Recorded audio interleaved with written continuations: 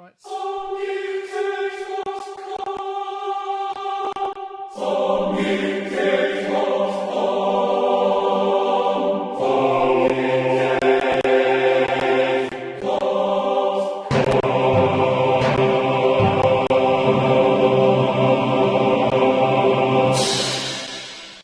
Hello, everybody. Welcome to Sonic Talk number 277. It sort of feels like 1977 for some reason. I don't know why. 277 seems like a good summer number.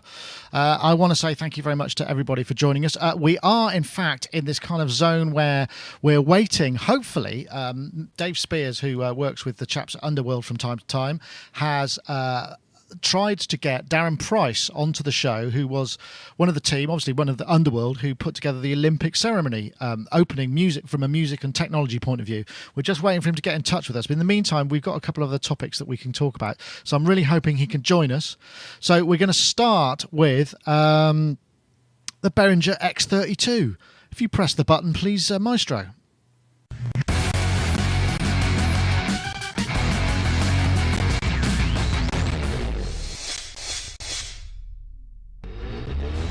The X32, philosophically, is kind of the distillation of our strategy since we founded this company 23 years ago. This is taking everything we've learned about manufacturing, about engineering, about product design, and all of the resources that we've accumulated over the years, including intellectual property, including branding.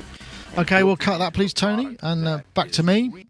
So, no, that was a bit of a corporate speak kind of scenario, admittedly. That's the new Behringer X32, which I've actually got for review. And I know that Behringer have come in for a lot of flack over the years of sort of not really kind of coming up with the goods as far as Q and quality control goes. But this one, I've had it in for a few days, and I'm absolutely blown away by it. The mic amps are designed by Midas. They're not like Midas from a particular Midas console, but they've worked on that. And there's just an awful lot to it.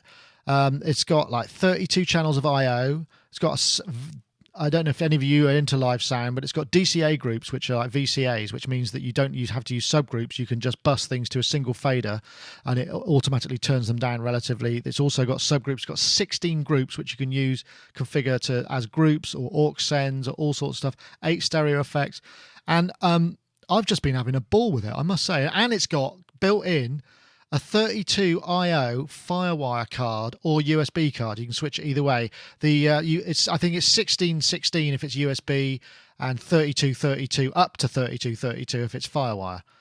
That's all out of the box, and this thing comes in at something like under £2,000, 2,000 quid. It's about $2,800, $2,600. Moving faders. You got to try one, Mark. You'd love this. Yeah, I mean, I saw it and I thought, what do I need a mixing desk for? I don't need that. But now you just said that USB and FireWire, so presumably you could use it as an audio interface for Pro Tools then, can you? Yeah, you can. So it could be the heart of a recording studio then? Yes, it certainly could. I mean, it would be great for live as well. But I mean, all I did was basically I took a load of audio channels of drum track basically that I had going. I fired it up into this whole thing. I got them running, and because I used the same drum tracks as I used to set up the Universal Audio plugin demos that I've done, and it just absolutely rocked. It was I have to say, it's pretty amazing. And you've also got gate and dynamics on every channel. You've got what else? Big touch. Not touchscreen, but lots of sort of assignable controls. In fact, there's a bit in the middle which controls the subgroups that you can set into MIDI control mode, and that works as Huey or a Mackie emulation. So you get transport control. You get each of the channels has got like this little tiny LCD window. 3-line window, so it gets the names. You can name all the channels. You can make them a specific color. But when you're in Huey mode, the tracks that you're working on come back, and you can. I have to say, I think you'd enjoy that for the money. If it's only a couple of grand, that's actually quite incredible. Because when I think about it, we bought one of those, the Pro.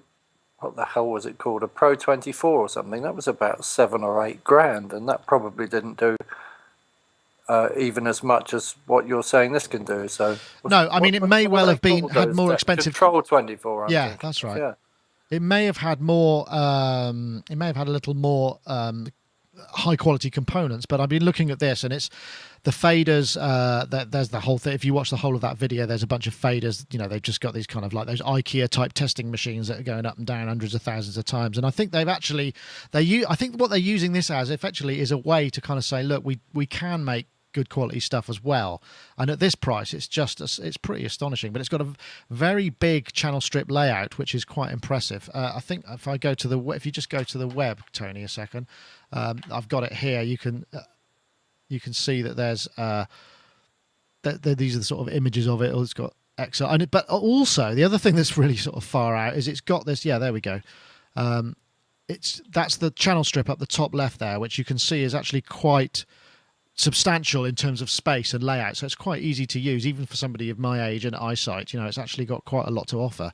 The other thing that's sort of quite amazing, it's got AES50 networking out of it. So you out of the box, you could buy one of these stage boxes, which is a 16 in 8 out for about 500 quid, and you've got a Cat 5 stage box with digitally controlled mic pre's as well.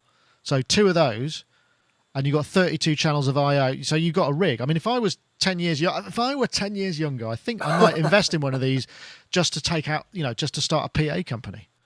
Something about it reminds me of the Sony desks as well. It has a sort of the Sony Oxford layout and the look. Yeah, yeah, I know what you mean. Kind of a similar feel to it, hasn't it? I know what you mean. Yeah, I think I know what you mean. That's got a kind of. Yeah, I mean the Sony Oxford's got had a lot bigger screens and a much more screen reader. I mean they were massive and hugely expensive.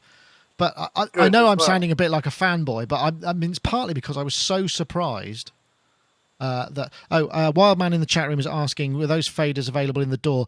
No, not the 16, but the 8, the second 8, the group there are, and you can set them up in Mackie Huey mode, and then those buttons that are so yeah, the right hand side, that 8 there, the Mackie. That sort of becomes the Mackie Huey control section. Then there's also a assignable selection to the right of those with 4 rotary encoders and 8 buttons. You can assign those as well to send out on MIDI. So you've got quite a lot of MIDI control there.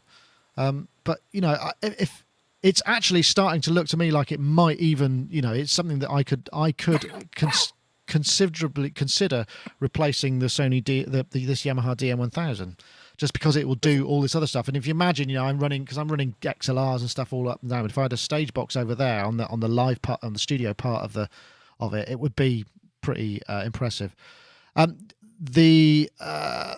not all of the faders are available in the studio.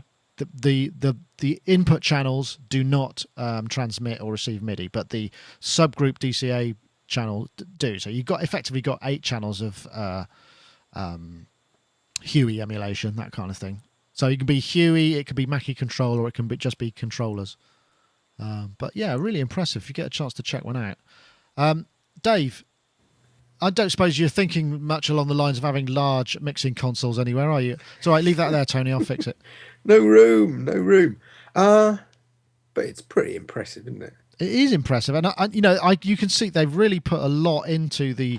They're trying very hard, I think, I think they're trying to relaunch or sort of revalidate the Behringer brand. I think that's the kind of idea. I'm surprised they didn't go with the Midas brand. Well, it's got Midas all over it on the box. It sort of says that it's got preamps designed by Midas. They are making quite a lot of that. Okay, which would indicate there's more to come, probably.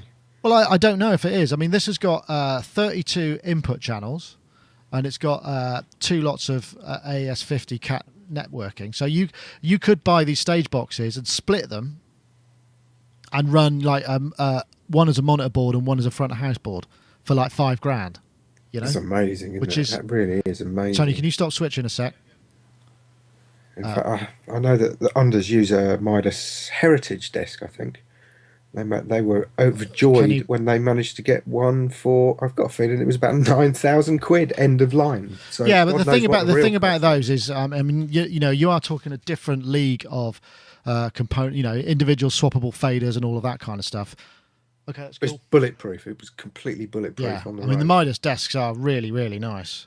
Let's have a look.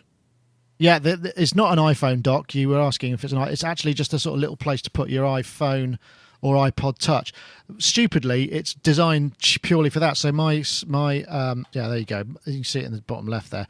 So my actual HTC One X doesn't fit in there. It falls out.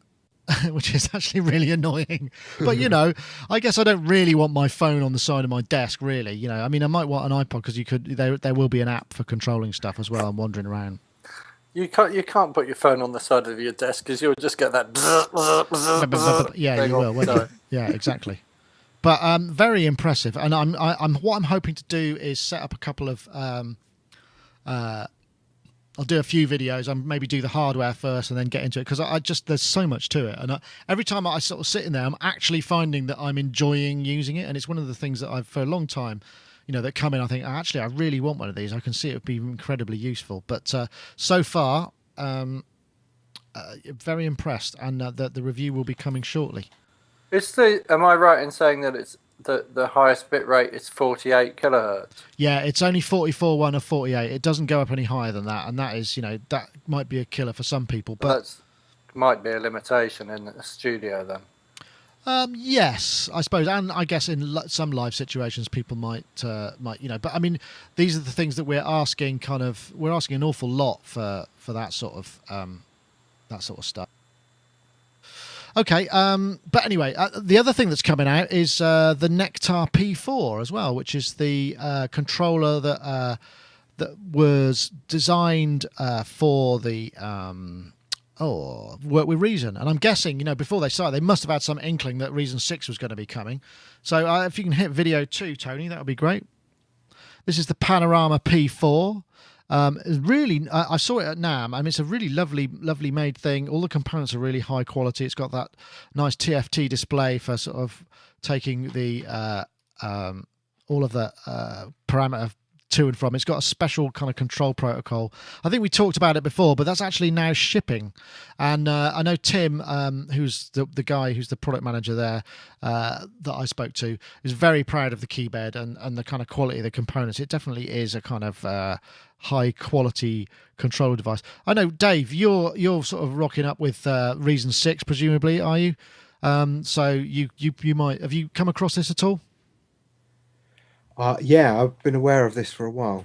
Okay. Sorry, echo is coming back a bit. Okay, I'm sorry. Yep, got you. That's right.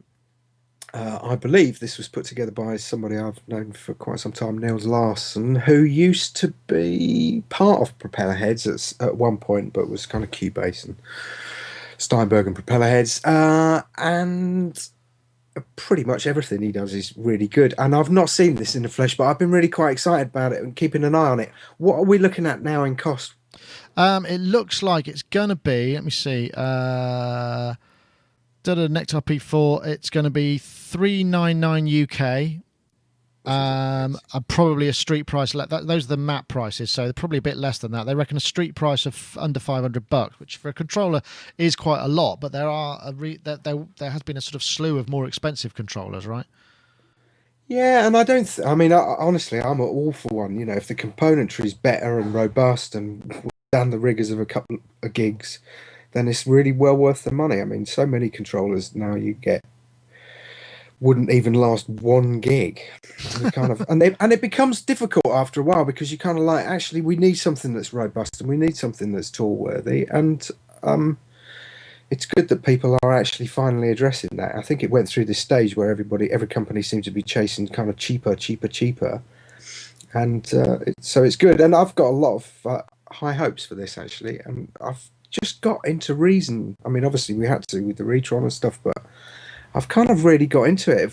I think when I first got into Reason like a million years ago, it was, kind of limited. And once you got past that novelty of flipping the tab thing around and seeing all the cables move and stuff like that, it was like, okay, but I need my MIDI editing in particular to be much more detailed. And now I'm kind of blown away with it. And if this is because the integration of this is actually quite tight, isn't it? Can you get down to the note editing level? I mean, it's, and the plugins and what have you. I'm wondering if they had a bit of a nightmare with the rack extensions, or whether they might have been on board with that earlier. I'm guessing they probably were, just because there's some sort of insiders, or Nils was a propeller heads guy before. I think, was he? Oh yes, yeah, and I would hope so. I mean, that's one of the reasons why I'm really interested in checking it out. I mean, and it looks really quite sexy as well. Yeah, they got the. Tob says in the chat room that the Reason 6 workflow is nice. So they've obviously kind of done quite a bit with it. I haven't checked it out yet. I have not. Was this Tim Chandler? That's right. Yeah. Ah, okay. So I mean, he was obviously big part in all the Axiom stuff. Which again were good keyboards, it had a good feel and a good workflow to them, I think. So if they've translated that into this and taken on all the expertise from the various participants, I think this could be really hot. Yeah. Mark, getting one of these. What controller are you using these days? I did have an Axiom keyboard, and I didn't get on very well with it. But I'm not using Reason, am I? So maybe it's, very cleverly designed to control Reason, and with Logic, it was just a total nightmare. It just wouldn't do anything it thought it was meant to do at all. And then I bought, so this is why I've upgraded to Logic 9, because I bought, what's that little cheap DJ controller thing made by Novation? I can't remember what it's called. The remote thing. Remotes, yeah. Yeah, it doesn't have any keys on it. It's just got some knobs on it and like a kind of a slide-to-side fader thing on it. So I bought that thinking like, oh, brilliant. Well, whenever I call up a plugin, it will just control that, and then I'll be able to sort of, I don't need to, I've been programming things for like 30 years, and I just don't want to program anything anymore. I want to make music now, because I enjoy making music, and I do enjoy programming as well, don't get me wrong, but I just want to sit with a guitar and plod around and write a few songs and things. And then, when it's when you spend a whole day mapping something just so you can turn a few knobs on a synth, that's kind of, you get to the end of that day and you haven't done any music. Yeah, no, well, I know that feeling. It would work. So I bought the Nocturne, tried using it on Logic 8, and of course it doesn't really work on Logic 8. So I've upgraded to Logic 9, and I have to say that now, it is brilliant. Totally blown away by it, because I'll call up a plugin and it will map all of those different things to relatively usable or useful things, and then I can basically sit there and twiddle knobs around and record the automation and stuff, and sort of, it makes making sounds easier as well in a way, because if you can poke around through a few pages and sometimes just turn things around without quite knowing what they are as well. If you're just flicking through pages and turning knobs and seeing what they do, that can be quite an interesting. Yeah, well, it's tactile, isn't it? I mean, I agree. Yeah. I think the thing about using controllers is they're very, very good when you've got all of that creative stuff out of the way, and then you need to just get. You need to do some tweaking live, and you can set it up and it's repeatable, and you don't want to be messing around with mice and stuff. It's perfect for that. But in the live environment, it's quite tricky. I went up to London yesterday actually and worked with Jason Bradbury from the Gadget Show. He asked me if I could go. He spotted us on YouTube and said, "Oh, can you come up and help me with my studio?" And he had an APC40, an Akai APC40, and one of the things that he wanted to do was be able to kind of just work live and not have to mouse around and all that stuff. And I mean, a very limited amount of time I had with him to do that, we got that working great, and it was really sort of very tactile. It's like, I'll press that button, I'm on a new instrument, record, yeah, let's go, and that's another one. And you build stuff up really quickly. So when it's got that tight integration, it works very well. But there's a two-edged sword there, because you're spending quite a lot of money for some tight integration. You think, well, actually, I'd like that to work with something else as well, and it's not got the same level of integration with other stuff because it's designed for the tight, and that's the tricky part, isn't it? It's the translation of that integration to other platforms that I think everybody expects, but maybe we're asking too much out of a controller because it's got to do everything, and then that's going to be pretty difficult without configuring it. I mean, we have limited ourselves so much by using computer interface, which is like a mouse with two buttons or one button if you're on a Mac. Yeah. Or it was one button if you're on a Mac.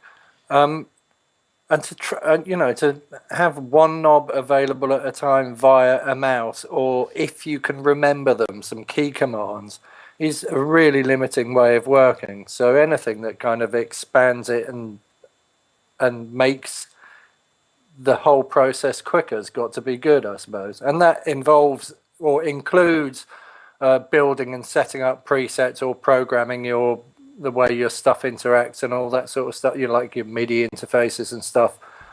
I mean, it's only good, isn't it, if somebody's gone to the trouble of linking things together and making it into a workflow that speeds stuff up. Yeah, absolutely. I think I agree. I mean, I'll just talk about some more things to do with that then, because I prefer working in Logic because there's so many built-in presets. So if I'm recording vocals, I can just throw up a whole channel strip of, like, Madman sitting in the back of a taxi, and my vocal sound for that's instantaneously there rather than having to sit there and EQ everything bit by bit. So I quite like that. And I quite like the idea that I can just click through different synth sounds and through different we're back vocal plug my sounds headphones in. Haven't heard anything from Darren yet, so I'm guessing this might be a good time for an ad. What do you think, Dave? Yeah. So this is a word from our sponsor. I want to say thank you very much to Yamaha for the continued sponsor of the show. What we're looking at here are the world of applications. There's a whole bunch of them, basically.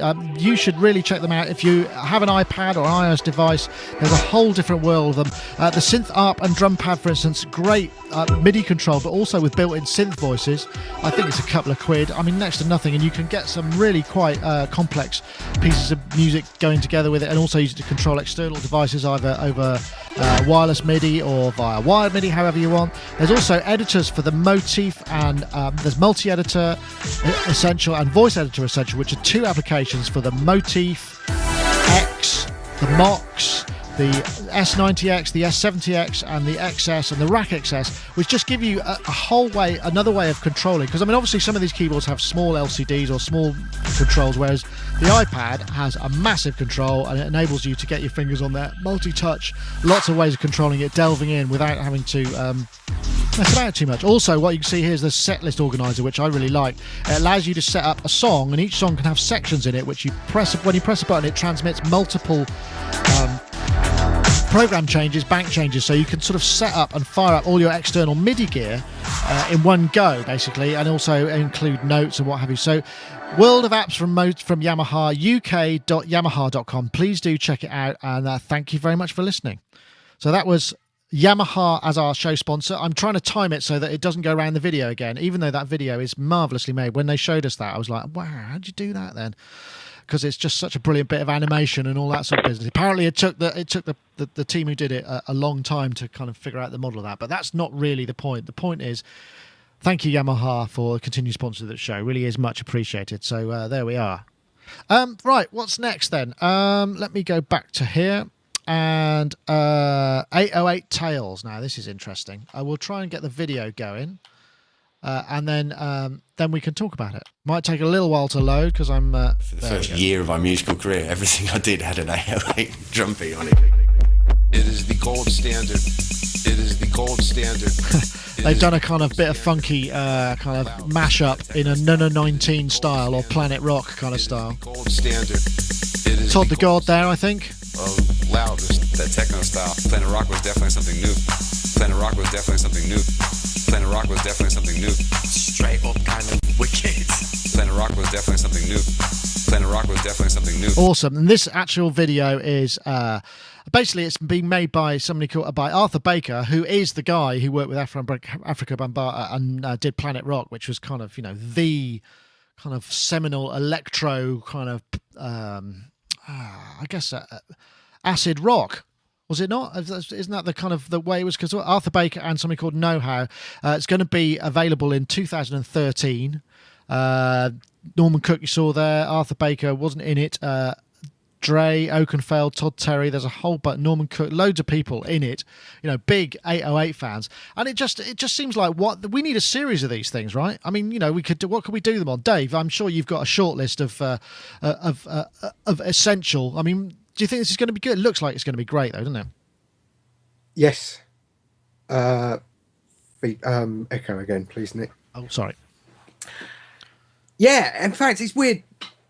I mean, I love all of this. I'd like to do a load of these. Do you know we've had something like 36,000 hits on the 8-voice YouTube demo, kind of blah that I did, which kind of made me go, wow. I mean, in comparison to everything else, it's like, streets ahead, probably because it's so obscenely rare. But I mean, I'm really looking forward to this.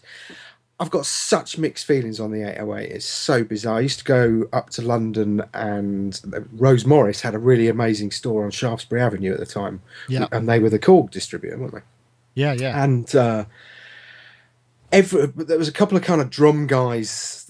There was this actually quite well-known drummer, bit of a prog drummer that I used to know in the village where I lived, and I would go down to his place on a Saturday, and he'd show me all these really complex time signatures, and we'd play through stuff, and he kept saying, don't waste your time in England, go to Brazil, learn all these rhythms, it's all going to be brilliant. But then obviously he got into Simmons and all of that kind of stuff, and then the CR78 there, which was which was used by Genesis at the time, and that was all kind of cool. But we were all waiting for this 808 to come out because it was going to play different time signatures, and it was going to be complex, and it was going to be digital. It was going to have digital samples and all these kind of things. And I'll never forget going into Rose Morris just after it had come out and going, show me the 808. And it was like, you're joking, aren't you? What? And do you call that a cowbell? That's an appalling sound. That's not a clave. It's disgusting. So there was this whole pit, and then the 909 was almost worse. So there was this whole period where it was like, this really isn't working at all. What are Roland on about? And then I think, Marvin Gaye kind of came along with Sexual Healing, and then it was like, we're using this in a different way, an exciting way. And now it's just a de rigueur piece of kit, isn't it? I mean, I absolutely adore the 808 sound, and in particular the 909. Those two things are so iconic, which just goes to show how wrong you can be if you kind of look at everything with this kind of muso mind. Well, I mean, it was very much sort of done with the computer controlled drummer, kind of thing. But I mean, considering what it could actually do in terms of breadth of sound, it is amazing. But what was the drum machine that went along with the 303? There was a 303. Oh, the 606. 606. I used to know a guy who used to just sit in his squat in London and just make them. Just make beats with those all the time. Yeah, you see, I could never get on with the 606, and the 303. I really did sell at a car boot sale for stupid money. Yeah, I know. But it's all of those things. I love all of those kind of things. When they kind of come back and bite you on the arse. It's like, stop being such a dickhead and use it for making music. Go, Mark. When I had I was in a band called the Garden of Eden, and we were heralded as Britain's first acid house band. And we had a 303. We eventually found out what that acid house sound was, and Adam, my brother's manager, kept coming around and saying, I've got a box that makes that noise. And we were like, no, you haven't. Because he never really made a huge amount of sense. And eventually he came around with this 303, and we plugged it in, and of course it made exactly that acid kind of squelchy noise. So I spent hours reading the manual, learned how to program the thing, sat there trying to be musical with it, and programmed a few almost meaningful kind of things for it. And then the guy I was working with at the time, Daryl Lockhart, decided that he needed the batteries for a portable TV, so he took them out, right? And I used to go over to Muswell Hill to see him, to work with him, and I lived in East London. And I went over one day and I found this thing with the batteries out in his studio. I was like, what have you done? I spent hours programming that, and I was absolutely livid. Went out, bought new batteries, put them in, switched it on, and it just made the most amazing noise. And then we made a record with this weird loop that it had done, which was called the Garden of Eden. And that was it programmed itself in a way that nothing else has ever done since. There we go. Right, well, I'm very, very excited to welcome Darren Price from Underworld onto the show, who must be, I mean, I'm surprised you're actually still alive, to be honest, given the complexity and the nature of the work that you must have been doing there. We're unfortunately unable to get some video at the moment, but maybe that'll happen later. How are you, Darren? Are you kind of, are you buzzing, or are you just kind of spent? Bit of both, really. We're all of us are a bit worn out, Yeah. But buzzing at the same time, really. Still been delivering files 3, 4, 5 days after the event to various people, BBC, Locog. So it's not really stopped. We thought it would have stopped at midnight on Friday, but it's kind of not stopped yet. And we have to move various studio pieces of equipment out of the stadium and out of the studio next door to it. But everybody's really happy with the way it went. Oh, it was astonishing. I mean, you know, I can't imagine the level of anticipation that was going on there. I mean, this is what I sort of wanted to start with. You know, okay, right. So you get the gig, right?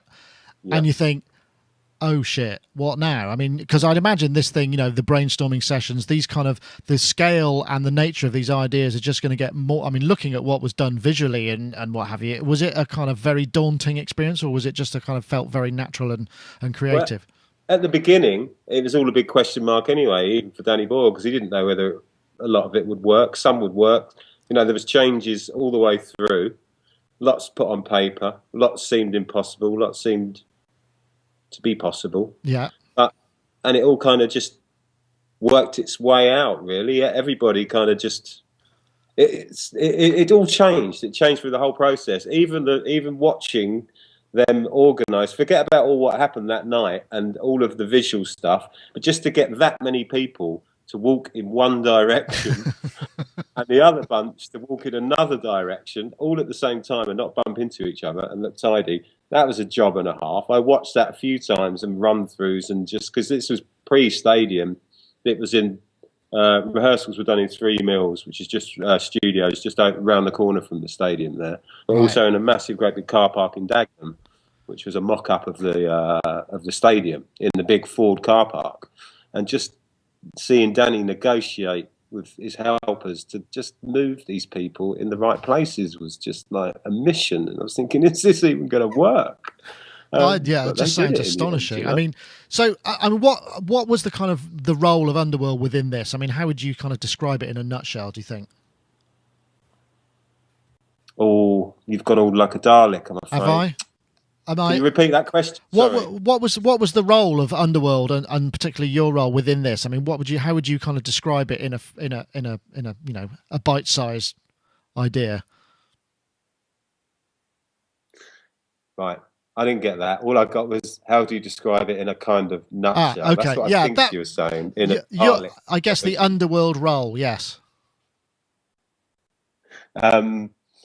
Gosh. Immense experience that brought tears to our eyes when it was done on the final run-throughs and on Friday. You know, a lot of the people working on it were in tears.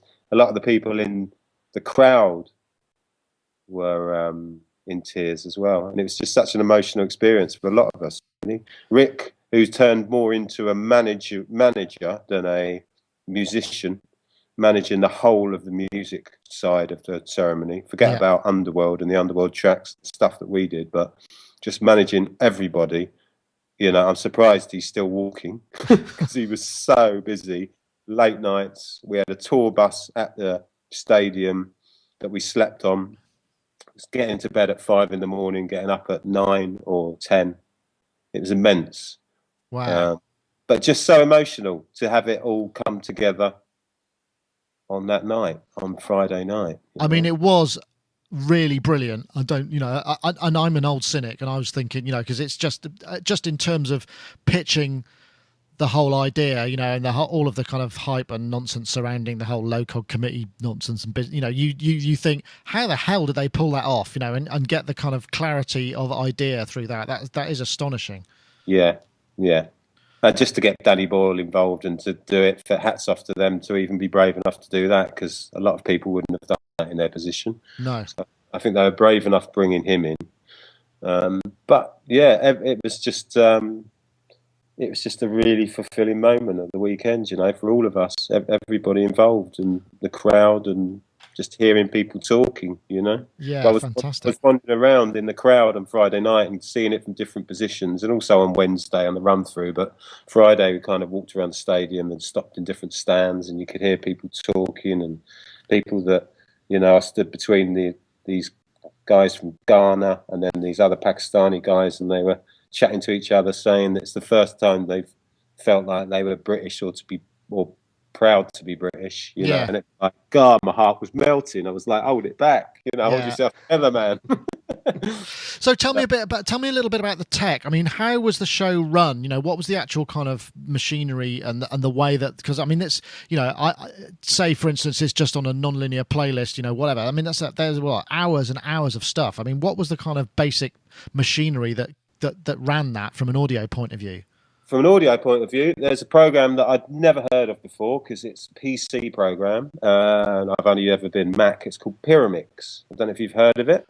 I have, yeah. Is it a theatre production? Yeah, it's a theatre launch kind of program, and you can sync things to it, like lights and that kind of thing, and video, you know, but it's got Mac versions, but apparently this Pyramix is quite solid because it's so basic. Right. You know, you can start a tune, a record, loop it, and then have an end, you know, and that's how we had to program the music as well. If, say, for example, if America took 10 more minutes or 6 minutes longer to walk around on the Athletes Parade, then we wouldn't run out of music. Oh, God, so you had to have this kind of, you almost had to have like a kind of fluid length to it, you know, because obviously that's not timeable, really, is it? We had to have backups for everything, really. So who was driving that? Who was actually driving that on the night? Who was pressing the buttons?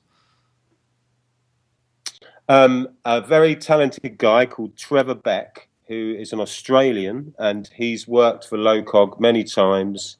I think he did not the Beijing one, Greece. He's done Olympic ceremonies before, and he can make calls and change things under extreme pressure and very calm about it. I don't know how he could be that calm about it, but he was actually pressing that magic red button, you know. Right. That's incredible. Because I had this vision of you all sort of sitting there with kind of copies of Ableton Live and multiple failover systems and just running it all out of that. So it's very interesting to hear otherwise. Was there any other live aspect to it, or was it all totally Pyramix? That was it. It was totally Pyramix, really. Yeah. The only other live part of it was to be making calls saying to Trevor, change it. Go into the bells, don't go into the bells, or, you know, getting that bit right when Steve Redgrave got the torch and ran around the track and he had to get to light the other athletes' torches just as the bells came up. There was little calls like that Rick was well involved in, just saying to Trevor, look, you know, trigger it now, otherwise he's going to get there too soon, too late. You know, there was lots of little calls like that. Right. So, I mean, how much of the, you know, the experience, the Underworld live experience, because you guys really have a very tight and well-tested and well put together and unique way of running your own shows, could you apply to this? Parts of, or ideas we applied to this, the more like the looping, the starting and the ending of records, that's mostly what we applied to it. And to be honest, the music, just writing in those programs as well, because a lot of the Underworld catalogues, 130, 135, 140, it's pretty pumping, as you know, and we had to make like some of the records quite a bit slower. Like, for example, the Athletes Parade, athletes march, they kind of march at about 100 to 115 BPM. That's how they march, and we didn't want to be marching slower than the music. We wanted it to be a bit of a rhythm thing going, you know. Apart from the Chinese and everyone with little small legs, they kind of pump a lot of that, so that's when you could chuck in 130 BPM. But everything had to be Ableton or put into pitch and time and slowed down. So that's like we've done 120 BPM versions of Dark and Long, Dirty Epic, lots of to the old Underworld tunes. Yeah. So did you try and drive the tempo of the march or follow it? A bit of both. Right. For certain people, like we watched the Athletes Parade and those kind of from Beijing and Australia, Sydney, and it was surprising on how different people took, how different in time people took, like America and Australia, Canada. They all like to have a stop and get their mobile phones out, call their mum, take a picture. I don't know if you noticed it, but Rick and Danny came up with a really good idea to get the drummers behind them, to move them on. Don't know, did you notice that on the parade where I did. drummers behind? I saw some of the. I saw up to where the parade started. Then I had to put my daughter to bed because it was just a bit too late for her, and my other half stayed up and watched that. But right. Well, that was an idea of theirs to get it moving, because the athletes parade, the last 2 or 3 Olympics, they took 2.5 hours and 3 hours around that time, and this one was done in 90 minutes, and it still seemed long. The 90-minute version, you know, it still seemed. Yeah, long. I must admit, when I was getting to Director Rogg's speech, I was thinking, yeah, maybe you should have cut a few words there. Now you see the Queen look at her watch and stuff, and you're just thinking, it's a long old procession, and all the great stuff, the really great stuff happened at the beginning, and the procession was fantastic for all of the people. But yeah, it's a very long event to kind of sit and watch through, and especially if you're. Do they do it alphabetically? I can't remember if they did or not. They do. So if you're with Uruguay, yeah. Oh no, and like Greece though, Greece were, because they always go the first in, so they went in at whatever time it was. I think it was about 10:30, 11 o'clock, and they walk around the track and then they stand in the middle. Yeah. And they're there for 2 hours, really. Right. Because then after the athletes parade, then the Arctic Monkeys come on, and then they have to stand there in the speeches. So they're stood in the middle of that stadium for 2.5 hours, and there's no toilet out there. I felt for the drummers as well. They were going for a good amount of time too, weren't they? I mean, they must have had a good workout. All night. Yeah, but they're just hats off to all of them, Yeah, I mean the amount of people. I mean the adrenaline and everything must have been just awesome surrounding that. Yeah. And that's Rick's involvement. He got all those drummers. He taught them, the Industrial Revolution piece. That was Rick wrote that, and he taught them. He got Paul Clarvis, who's a very good percussionist, who's worked with us before in films, to score the percussion, and taught all of these drummers to play that. And they did that, and then they did the athletes parade, and some of the ones that were dancing as well. They were the drummers as well that were dancing in the athletes parade. They were hardcore. They went all night, and the amount of time they gave up. Yeah. Prior to it, it was rehearsals Saturday, Sunday, Tuesday night, Thursday night, and then the week after it maybe Monday day, Wednesday day. None of it was the same, so you had to be quite free with your time to fit in. Yeah. And just the time they gave up and the effort was just immense, Yeah, it was astonishing. I mean, and a great. So, what do you think was the sort of the greatest challenge that you guys faced as within your role of this? Greatest challenge, gosh, I think it was the athletes parade. I think was quite simple compared to the rest of it, because you had to make records that kind of stopped and started and ended like any record does at a certain BPM. But the hardest part was really what Rick took on, was writing the Industrial Revolution piece and Caliban's Dream. He saw it on a mock-up CGI kind of video 2-3 months, 4-5 months ago really now, and it looked more like a cartoon, and it was Danny's idea. The cartoon looked like the chimneys were coming up and the workers would be there, and it wasn't anything like it was on the night. It was just a rough, and Rick wrote that piece of music, or those pieces of music, even when the torch came up and all of the separate torches went up into one. He wrote all that looking at a kind of drawing. Jesus. And I don't know, I just think that was the most immense part of the job, I think. And luckily, I was involved mostly in the athletes parade. So your role was kind of like just making all of those kind of pieces just work. Because, I mean, how many separate pieces of music were there just in the athletes parade? Because, I mean, you had to choose, presumably, all those tracks to kind of work together. Yeah, and also we had to pick some third-party tunes that kind of represented Britain, and chuck the Bee Gees in there as well. The British, and sadly, another one had just passed, and Adele. Who else? We had other people in there, like the Chems in there. We had Oasis in there, but we didn't actually get to play that because it was in the last.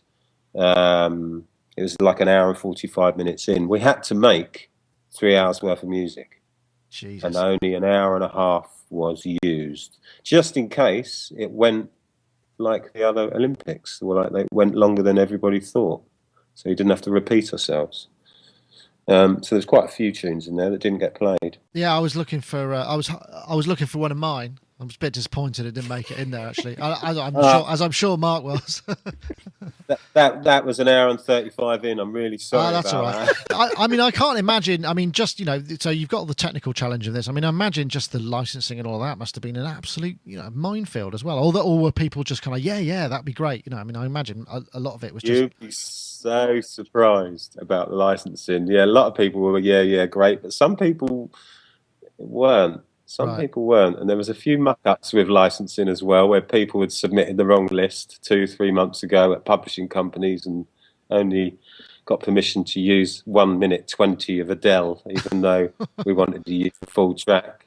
And there are certain things like that. There was a bit of a mess on that, but you'd be surprised on licensing and all of that. If it was one of my tracks, I'd be straight away, no problem, use them all. Yeah, just use only my tracks, please. In fact. You can have the lot. Yeah.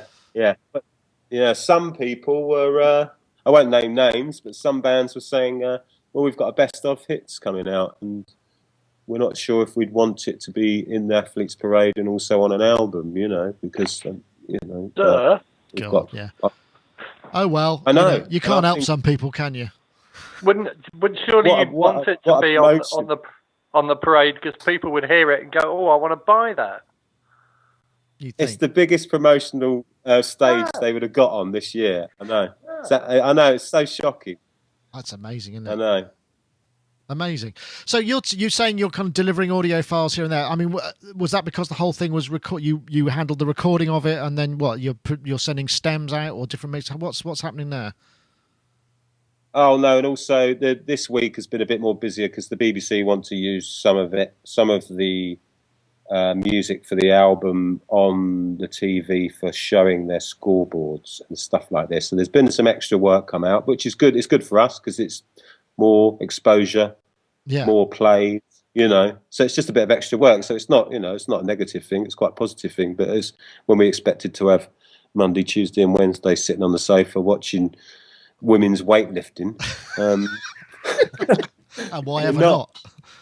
I'm going into the park again, getting mirrors shined in every orifice of my car, and search left, right, and centre, in and out.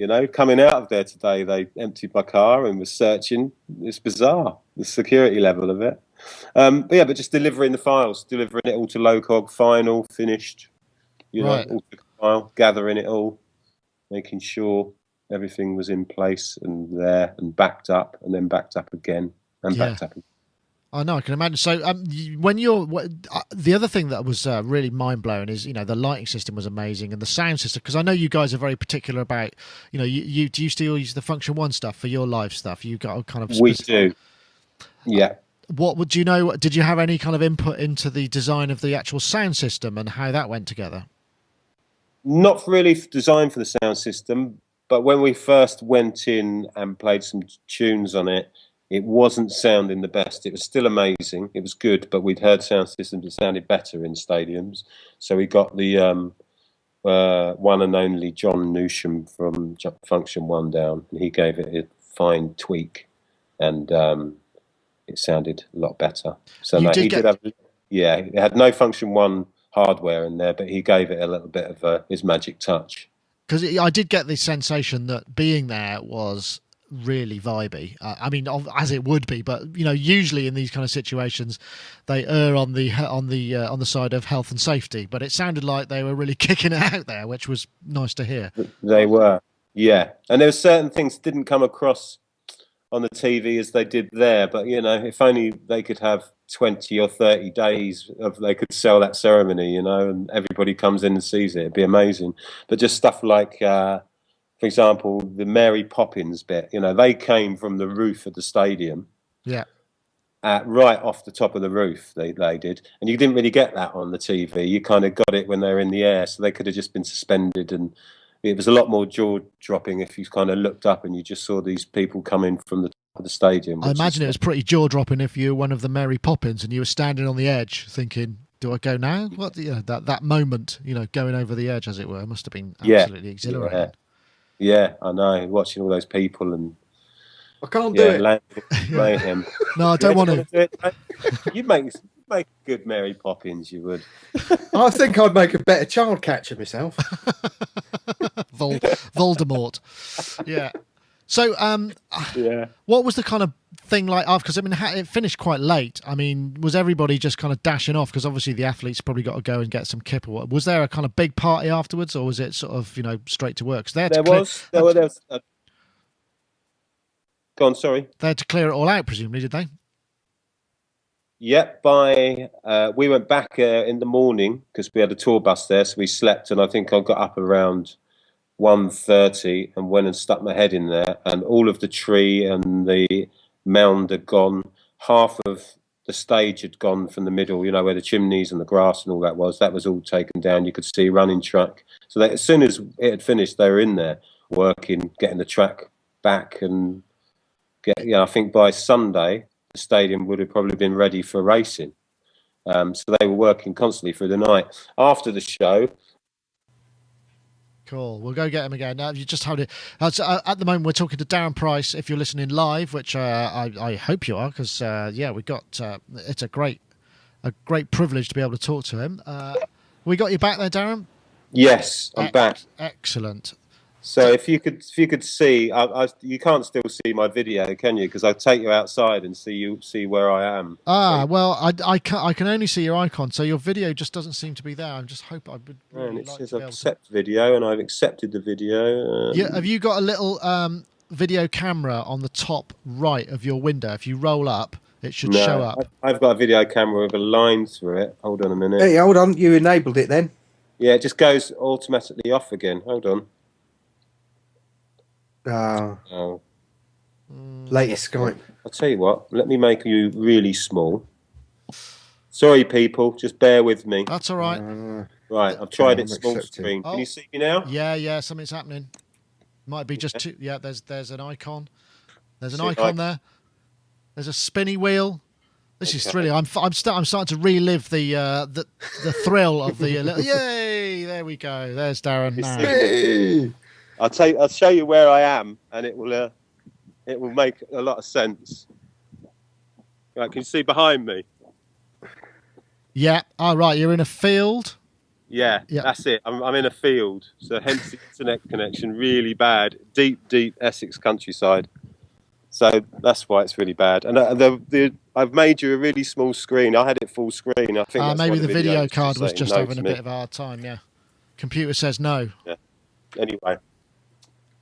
Party, low cog. They laid on a bit of a tent afterwards. So we went into there, had a few drinks. There was champagne on the go. And we stayed there for a couple of hours and then went back to our tour bus and had a few beers and then went to bed. Everyone was really exhausted, really. No, I can imagine. After that night. So were you involved? I mean, I'm guessing it must have been actually quite liberating not to have had to deal with the technology on the night and not, because usually you would have a couple of systems running in tandem that you could switch between. Did you get any sense of how much bootstrapping they had at their end? Because I would imagine, I want 10 stages of failover for something like that, because the thought of it not working is just, unthinkable, isn't it, right? Yeah, there was 3 pyramid systems chained. So if one went down, there was 2 more to go, and if another one went down, there was 1 more. And if all 3 went down, you would have got a backup CD that I made on Friday morning, kind of thing. That was it. And then it was the iPod after that, was it? Yeah. Honestly, it was. I made a backup CD on Friday morning with probably a few hours to go. I think I had to hand it in by midday or something. Wow. And that was if all systems went down. A big emergency, and then we'd just play this CD. Wow. That's mind-boggling. Yeah, touch wood. So I presume, the front of house mix must have been an absolute, headache. I mean, there must have been more than one guy dealing with that, right? Yeah. Yeah, and certain people wanted to deal with their own, like the Arctics wanted to do their own, and so did Paul McCartney. Everybody had a backup. Right. Everybody performing that night went into Abbey Road and did a backup track, backup record. So if anything went down, they just switched to their recording. Ah, so you'd be like old Top of the Pops, old school types. Yeah. Even like the kids choirs, you know, the deaf Chaos Choir, the Deaf Kids Choir. We even got them in Abbey Road, and they recorded the national anthem, and there's backup. So it started with a click, and right. So at the same time as they started. God, that's very interesting. Yeah. And I mean, I must admit, they did a great job of the TV mix. I mean, the bands all sounded really good. You know, it was kind of high quality. Usually, you expect it to be a bit ropey and something like that, because you can imagine. But so it was very nicely put together sonically. You know, it did. Was there? And were you involved in the overseeing of the kind of final output, so you could kind of make sure that it had quality, or was that down to the individual broadcasters? No, there was a one big fat cable that went out to TV land, or to TV Village out the back of the stadium with all the trucks all lined up. So there was one output from the stadium, and then the TV people could do what they wanted with it. You know, we've watched it in various territories. You know, we've watched it obviously on BBC iPlayer, but with NBC, we've watched the Spanish one, and they've all a bit mixed. You know, some of the commentators. Can I ask a question while you're getting him back about Paul McCartney? Why is everybody saying his performance is so bad? Because it didn't sound really any worse than the Beatles have ever sounded to me. Well, he obviously can't get the high notes so much anymore, but that's fair enough. I mean, it sounded fine to me. Yeah, but at the beginning, I just think we so over auto-tune everything that we've forgotten what people who just sing without it sound like, haven't we? Yeah, well, that's possibly true. Have we got you back, Darren? I don't know if we've... I mean, I can't imagine the kind of pressure that you were all under as a whole team. Who do you think, I mean, in terms of, you know, the whole crew, because you got the lights, you got the stage management, you got all of those, in all the individual aspects, what was the sort of highest, sort of the most tightly wound situation, do you think? Oh, I think it was Danny's. Under the most pressure was definitely Danny Boyle's team. Right. But they fine-tuned it so much that, you know, run-throughs, rehearsals, different variations of things, run-throughs of stuff if everything went wrong. They had every way covered. And Danny Boyle is so relaxed, you know. He's, you know, there's me, Rick, there's most of the Underworld team, all the lighting team. You could see the nerves in us all. Just on the Wednesday, that was just a rehearsal, but on the Friday, you know, and hands shaking, you know, half an hour before going live, you know, absolutely crapping it. And Danny's just there, like he's just up the park, just relaxed and having a natter, and it's fine. It's all going to be fine. Don't worry about it, you know. You know, I bumped into him on the Monday. Said, "Oh, that was great, wasn't it?" On Friday, he's gone, "Yeah, it was all right, wasn't it?" Bloody hell! Well, everybody. I mean, one of the quotes that we got out of it was, "Well, look, if this guy can organise the shooting and direction of Slumdog Millionaire, then this is kind of a walk in the park." I mean, I don't know whether that's true, but you know, I imagine that was a little bit of a safe pair of hands. It was considered, though, definitely amazing. What's your kind of biggest? What's the sort of magic moment for you? What was the kind of the thing that really did it for you? Do you think on the night? Part of the show on the night was probably Industrial Revolution, because I knew what was coming, and everybody's looking at the kind of fields and the sheep, and I remember there was some press people there, and this was on Wednesday as well, and they were going, "What's all this about? You know, this is pretty rubbish." And 10 minutes later, their jaws are on the floor going, "Oh my God, what's going on?" You know, and it's just so, you know, it's just too much for anybody's mind to take in. And I think it was Industrial Revolution. That's the part of the show that probably got me the most, because I know how much work's gone into it and how hard it was to pull off. And then on a personal level, you know, I've had my 3 kids there, and my 10-year-old son's sort of turned around and gone, "Dad, this is the best day of my life," you know, and that was like, oh. Yeah, that's pretty hard to beat. That's what it's all about. Yeah. Yeah. So, it's mixture really. On the night, it's, you know, Industrial Revolution, also the lighting of the torch, and just it all working out, because I'd seen it go wrong a few times, timing wise. Not the way it goes, but just the timing. You know, people running too fast or not running fast enough or walking fast enough. Yeah, no, I can imagine. Just seeing it all come together as it was planned was the main thing, you know. Yeah, Still had tears in my eyes the next day thinking about it, reading the papers. Yeah, well, it was brilliant. What was brilliant was it was, you know, tie and bought all the newspapers. Oh, I think we just lost him again. This is fascinating stuff, though. I'm just going to. We'll wait for him to come back.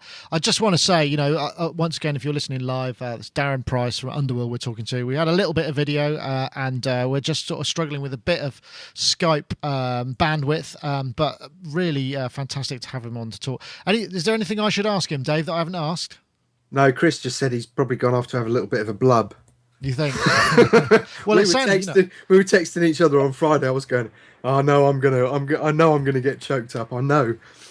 So yeah, I want you to ask him something. Yeah. I noticed that a lot of those actors had in-ear monitors. So that in-ear monitoring system, I want to know what they were getting in their ears and how they coordinated that. I wonder if it was probably stage direction. I don't know. Are you there, Darren? And we've got you back? Yeah. I'm back, but still really bad line. Sorry, I just put some more diesel in the internet connection.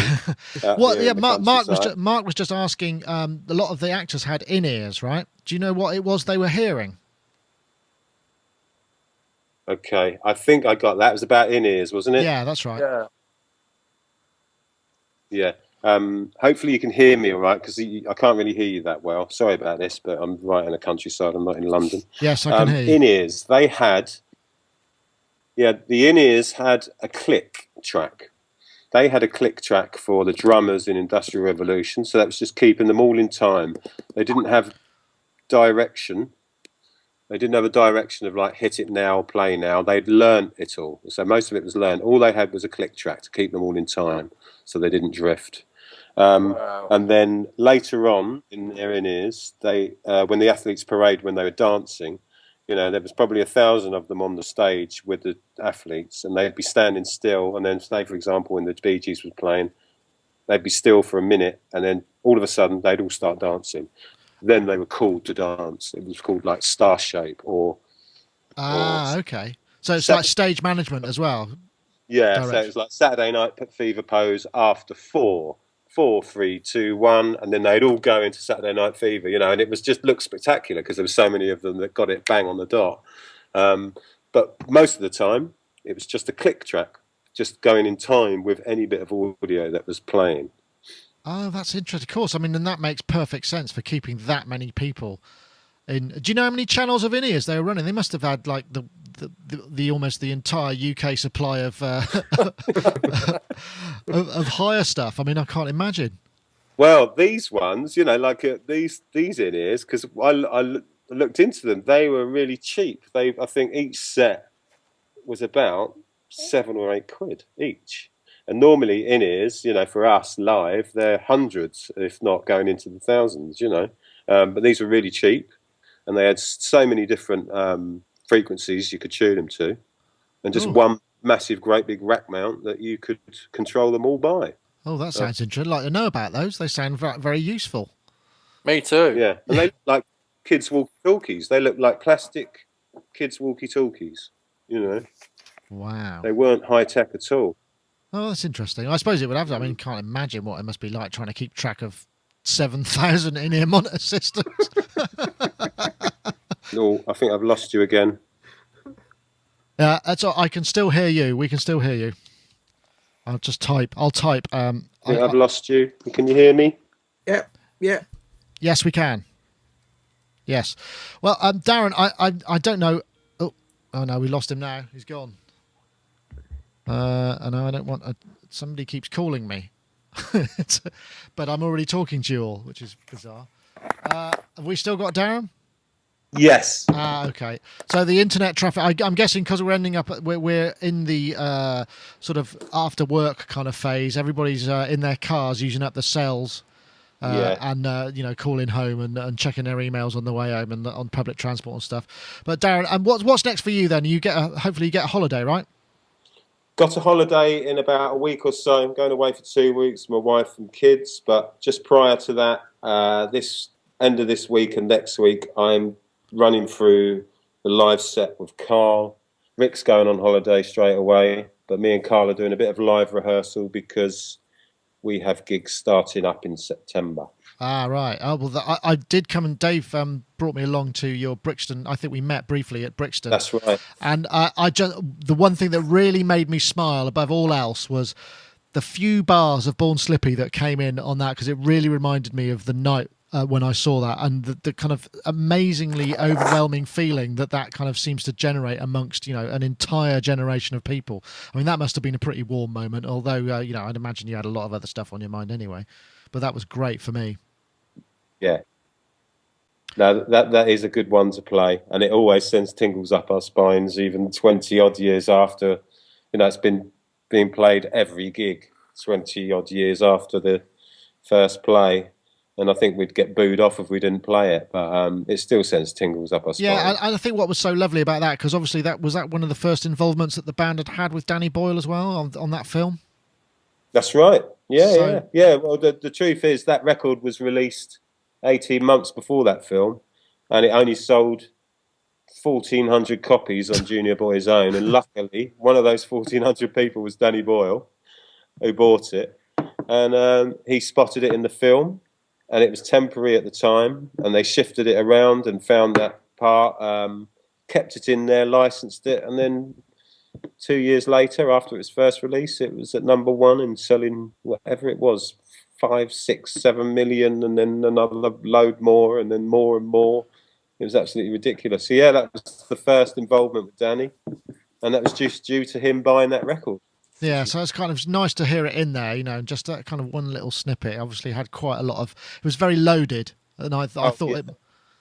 Yeah. Well, Darren Price, thank you very much for joining us. Underworldlive.com is where I've got people pointed at. Just, I don't know if you can see the video. I hope that's all right for you. If there's anywhere else you want people to look, just speak now. No, Underworld Live is the place to be. Also, if they want to buy the music from Friday evening, Isles of Wonder and the Athletes Parade, it's a 2 CD disc, and it's doing really well at the moment on iTunes. It was #1 in quite a few countries. Oh, sweet. So you can buy it online, and I think hard copies of it are going to be in the shops from this weekend onwards. So, but no, Underworld Live's the place to be. Great. Well, thank you very much. I really appreciate you taking the time to talk to us, because I know you must be incredibly busy. It's an absolute pleasure. I had to get to the studio. My laptop died a few days ago, and I had to this is a new laptop that I'd opened. I had to install Skype and remember everything. Well, it's a testament to your tech savvy that it just worked right out of the box there. So, Good. No, it's a pleasure talking to you all. Thank you very much. That was great. Thank you. And also, thanks, Darren. That's all right, Dave. Thank you, Dave Spears, GeForce Software as well. And to get the lower third up for Dave there, DS is the one we want. Yeah, there we go. Dave Spears, GeForce Software, thank you very much for joining us. And also Mark Tinley, likebeing.com, thank you for joining us as well. It's been one of those wonderful shows. Thank you very much, everybody, for joining us. And I'm going to sign off and try and sort out my own little technical hiccup that I had during this show. Unfortunately, I didn't have 3 pyramid systems backing me up, but I think it's redeemable. So thank you very much, everybody. That was... We've got 3 for sale now. Oh, really? What do they comprise of, out of interest? They're only cheap. What are they? Like a PC and a sound card, or an interface card? That's or something? what it is. Yeah. PC, sound card, and some just unleaded petrol. That's all you need. Wow. Okay. Well, I'll have to look into that. Maybe it can run the show far more efficiently than I can. Anyway, thank you very much. That was Sonic Talk number 277. It's a wrap. Nice one. Thanks, Mark. Thanks, Dave. Thanks, Darren. Thanks loads. I'll speak to you soon. Yeah, man.